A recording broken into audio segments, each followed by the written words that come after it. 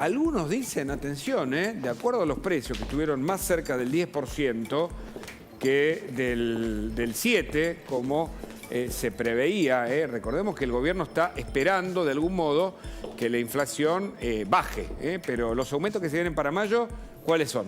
Bueno, el aumento más llamativo va a ser lo que es tarifas de luz en los servicios, porque hay un doble efecto acá. El gobierno quita subsidios y sube el valor de distribución de la luz. Entonces se espera que haya un aumento de entre el 85 y 90% sin contar impuestos. En el caso de contar impuestos, hay boletas que más que se van a duplicar. Es decir, si vos pagabas 4.000 pesos, vas a pagar casi 10.000. Bueno. En un mes. Y esto va a impactar en la inflación futura, así como el dólar subió y va a impactar seguramente los precios en las próximas semanas, porque no es inmediato, lo mismo esto. ¿Qué más? Sí, mayo va a ser un mes bravo porque va a venir de un abril que va a cerrar en torno al 7,5. 7,5 se prevé que cierre. Sí, eso es lo que dicen algunas consultoras. Habrá que ver, pero sí hubo, bueno, y la corrida obviamente impacta también. Bueno, acá está el ejemplo que te decía, por ejemplo, en lo que es un usuario de ingresos altos del AMBA, bueno, podría pasar de pagar 4.375 pesos a 10.717, o sea que se va más que duplicar la boleta. En tarifas de gas, bueno, ayer el gobierno, sacó, esta resolución por la cual va a haber una actualización del 25% para todo el país. Correcto. En lo que es tarifas de gas. Obviamente dependiendo de si es un consumidor de ingresos altos, en este caso vemos el ejemplo de ingresos altos, pasa de 4.700 pesos a 5.600 porque tiene una suba un tanto menor, del 20%. Ok. Pero, de todas maneras, a ver, el gas es económico todavía, en términos de lo que valen que los servicios de cable, ¿no? Por ejemplo. No, lo que pasa es que estaban desactualizadas y empiezan a moverse y obviamente cuando empiecen a moverse y todavía falta, ¿no? Por ajustar, porque están subsidiadas. ¿Y esto es el servicio doméstico? Servicio doméstico. Los empleados domésticos tuvieron un aumento escalonado. En abril ya habían recibido un 14% y ahora en el mes de mayo van a tener otro aumento del 7%. Y en junio 6%. En junio 6% y luego se revisaría para lo que resta del año cómo van a continuar los saberes de los empleados domésticos. Seguimos con las noticias, con los aumentos. ¿Tenemos más? Vamos 3, hay 7, hay mucho más. Bueno, prepagas. ¿Más? ¿Prepagas todavía? Prepagas está aumentando todos los meses de acuerdo a un índice que prepara el gobierno. Para lo que es el mes de mayo hablamos de 4,76% para la general, digamos, y 3,43% para aquellos que llenan un formulario porque tienen ingresos por debajo de un tope que se estableció. Y una última por ahora, y después seguimos. A ver. Bueno, sí, es mucho por ahora. Colegios privados, 3,35%. Esto es parte del acuerdo que el Ministerio de Economía logró con las cámaras que agrupan colegios privados. Pero fíjate este dato, con subvención estatal. Sí, los católicos con subvención estatal, que son mayoría, son como el 80% de los colegios. Bueno, en lo que es el mes de mayo van a tener un ajuste de la cuota del 3,35%. Correcto. Seguimos, vamos caminando, que vamos a hablar con Martín Canegui. Ahí está. Martín Canegui es una cuestión importante. ¿Podemos caminar en el estudio? ¿Cómo no? Mirá qué buen estudio tiene La Nación Más aquí. Martín, conversamos sobre lo que dijo Cristina, sobre todo porque, paradójicamente, ¿no? Algunos dicen casi de manera esquizofrénica, se critica al fondo desde la vicepresidencia, pero sale una comitiva al fondo a pedir dinero. Escuchamos lo que decía Cristina Fernández mientras se le va a pedir más dinero sobre el Fondo Monetario Internacional. Mirá.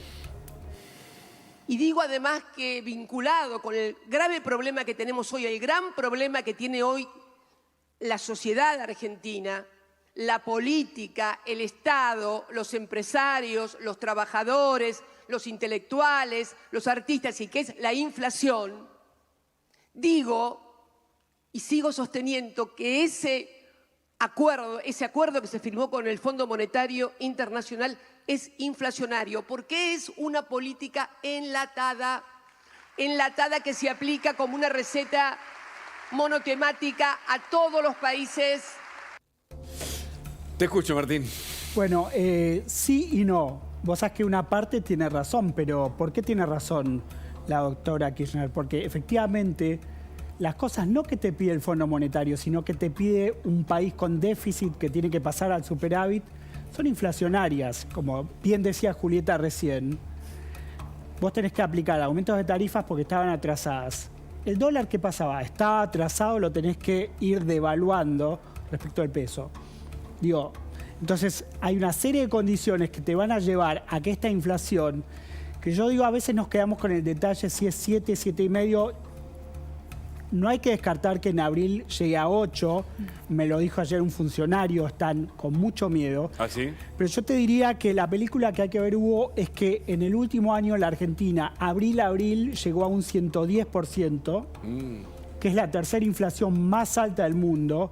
La primera es Venezuela, 500%. Que está en baja, ¿no? En el último mes me parece que está mejor que nosotros. Venezuela el mes pasado tuvo una inflación más baja que la Argentina, efectivamente. Creo que alrededor del 5 y nosotros 7,7, ¿no? Creo que sí. No importa, es una anécdota, pero, pero para ubicarnos que hasta Venezuela está bajando. ¿El segundo país quién es? El segundo país es Zimbabue, y el tercero es Argentina. Y acá lo importante es ver, como se suele decir habitualmente, la película. La Argentina está con una inflación en ascenso, mientras Venezuela y Zimbabue están en descenso. Claro, como uno no se priva de nada como periodista, me escuché casi todo el discurso de Cristina Fernández. Y en un momento ella dijo que la dolarización, que es el gran debate, qué sé yo, genera más deuda. Habló de Ecuador, aunque Ecuador no tiene inflación, logró.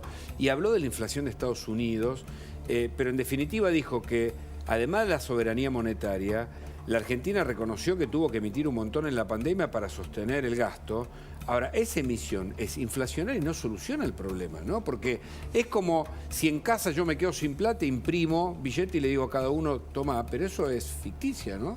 ¿O cómo se analiza? Bueno, todos los países tuvieron que emitir durante y apenas después de la pandemia mucho dinero, desde los países centrales hasta los no desarrollados. El problema es cómo estabas vos en tu casa antes de empezar a emitir. Claro. Y el problema es cómo estabas después. Se entiende. ¿Y cuánto emitiste en el medio? ¿Y cuánto emitiste? Digo, todos los países cayeron en el 2020, un 10%, por ejemplo, la Argentina, pero se recuperó. El problema es qué hiciste después. Si vos tomaste una copa de alcohol, no está mal. El problema es si eras un alcohólico, tomaste, y después seguiste tomando. Y al alcohólico hay que sacarle la botella, me parece. Bueno, esa es la máquina de hacer billete. La Argentina está con un déficit fiscal del 3%. La doctora Kirchner dijo que el déficit no causa inflación. En el caso de la Argentina, claramente, vayamos a los años del gobierno de Néstor Kirchner, la Argentina tenía un superávit del 3%, del 4%, y tenía una inflación del 5 o 6% hasta que se empezó a distorsionar. Así que a las pruebas me remito de que cuando la Argentina tuvo superávit fiscal, tuvo muy baja inflación. Bueno, Martín, ¿qué pensás vos respecto de la misión hacia Washington, ¿no? ¿Qué grado de éxito puede llegar a tener? Porque muchos ven, no saben si es probable esto, ¿no? Del adelantamiento de desembolsos. El fondo está bastante jugado por un lado porque la Argentina ya sabe que este gobierno no le va a dar más de lo que le está dando. Ya sabe que acaba de renegociar unas metas que ya no se cumplieron. Le cambió, le flexibilizó las metas de reservas y ya no las cumplió la Argentina. Y que con el tema de la sequía, la Argentina le está pidiendo, como vos decías, Julieta, 10.000 millones de dólares. Esos fondos no van a estar. Perdón, ¿cómo? Esos fondos no van a estar porque hay una parte de esos fondos que caerían para el próximo gobierno. No, pero la pregunta, qué bueno que acabas de ser tan contundente. Digo, qué malo para la Argentina, qué bueno que te animás a decirlo, porque muchos dicen que eso es imposible que ocurra, Martín, en estos términos, en términos políticos. ¿Por qué? Porque si el Fondo Monetario acompañó al anterior gobierno con los miles de millones, no puede dejar a este gobierno sin darle eso, porque estaría condicionando el futuro del gobierno y su propia gestión como organismo internacional. Bueno, el fondo solo podría darle más dinero a la Argentina si hace estas cosas tan ingratas para nosotros, que son aumentos de las tarifas, una devaluación. El fondo está pidiendo una lisa y llana devaluación, pero no del blue, del contado con líquido, del tipo de cambio oficial, que en el último mes se devaluó, más que la inflación, se devaluó un 9% anualizado. Pero el fondo está pidiendo Hoy la brecha, acá hubo el problema, ¿cuál es? Es que la brecha entre el tipo de cambio oficial y el alternativo está arriba del 100%. Es imposible que una economía funcione de esta manera. Clarísimo. Entonces lo que está pidiendo es un salto del 20-30% para acompañar un poco, para que no se atrase, y a cambio de eso y de un plan fiscal, podría llegar a reconsiderar la posibilidad de darle alguna parte de esos fondos. ¿Es posible eso en un año electoral? No me lo digas ahora, en instantes, porque explicás claramente la economía, pero hay una cuestión política en el medio. Este gobierno está terminando su mandato oficialmente.